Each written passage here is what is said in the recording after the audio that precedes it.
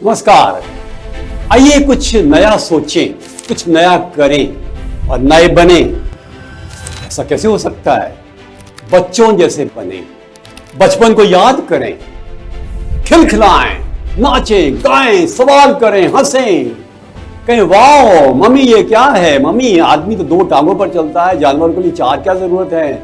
Mummy ये पक्षी तो 2 टांगों वाले हैं, उड़ जाते हैं, हम क्यों नहीं उड़ सकते? मम्मी ये फूल अलग अलग रंग के क्यों होते हैं? पत्ते हरे क्यों होते हैं? मम्मी ये बादल क्यों गरजा? मम्मी प्लीज़ ये बताओ कि सब लोग जो हैं वो सवेरे सवेरे उठ करके क्यों नहाते हैं, शाम को क्यों नहीं नहाते? माय गॉड, एक के बाद एक प्रश्न बच्चे करते रहते हैं और माँ बाप को खुशी होती है इनका जवाब देते हुए। मैं आपसे अनुरोध करना चाहता हूँ, ट्रांजैक्शनल एनालिसिस से सीखिए एक चीज़, चाइल्ड ईगो स्टेट को रखिए डेवलप। कहते हैं लिटिल प्रोफेसर बनिए और साथ ही में नेचुरल चाइल्ड बनिए, एडेप्टेड चाइल्ड बनिए। ये टीए की महत्वपूर्ण सीखें हैं। मेरा ये निवेदन है कि हमें बच्चों जैसा वापस बनना पूरी तरह से तो ज़रूरी नहीं है, पर कुछ बच्चों की चीज़ें हमें अपनानी चाहिए। वह क्यूरियोसिटी, क्रिएटिविटी, कुछ प्रश्न, हर समय पर नया सीखना, छोटी छोटी बात पे हंसना। प्लीज रीगेन योर चाइल्डहुड, अपने बचपन को वापस बुला लेना, बचपन के दिन भुला ना देना। और वास्तव में ये बहुत आवश्यक है कि हम बचपन की सुंदर बातों को जीवन में उतारें। और सबसे बड़ी चीज़ है नया सीखें, जिज्ञासा से देखें और साथ ही में एक ऐसा व्यक्तित्व विकसित करें जो हर समय पर उत्साहित है, जिज्ञासु है और नयापन लिए हुए है। एक इंपॉर्टेंट बात, फिजिकल एक्सरसाइज से पता क्या होता है?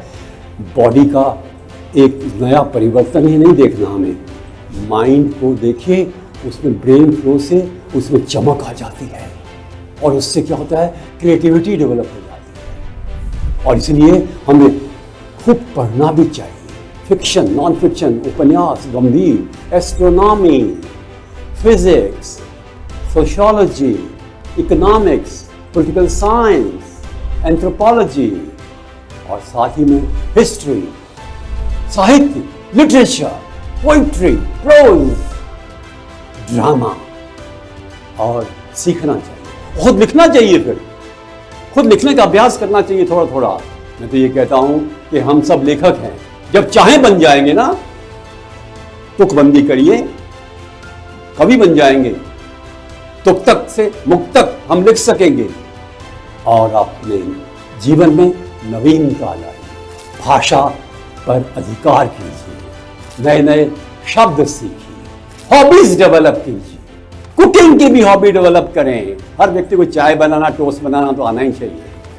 और सबसे बड़ी चीज़ ये है, ट्रैवल करें, घूमें, देखें, फोटोग्राफ्स लें, गार्डनिंग करें, गेम्स खेलें और साथ ही में मेंटल गेम्स खेलें, माइंड गेम्स खेलें। और कहानी पढ़ने के बाद सोचो, क्या इसका अंत कोई और हो सकता था?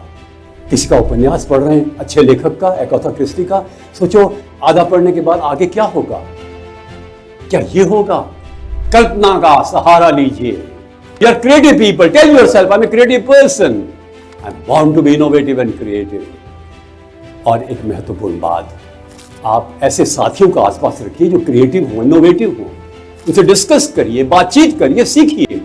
हमें कोशिश करनी चाहिए कि we should be creative in many many ways. Painting करिए, चाहे कैसी भी पेंटिंग हो। जैसे बच्चे बनाते थे ना, मिट्टी की बिल्डिंगें बनाते थे, पहाड़ बनाते थे, घर में नए तरह से ड्राइंग रूम को सजाइए। और इम्पॉर्टेंट बात यह है, जिस संगठन में आप हैं, बी इनोवेटिव, कुछ नया करिए। गलतियां होंगी, कोई चिंता नहीं है।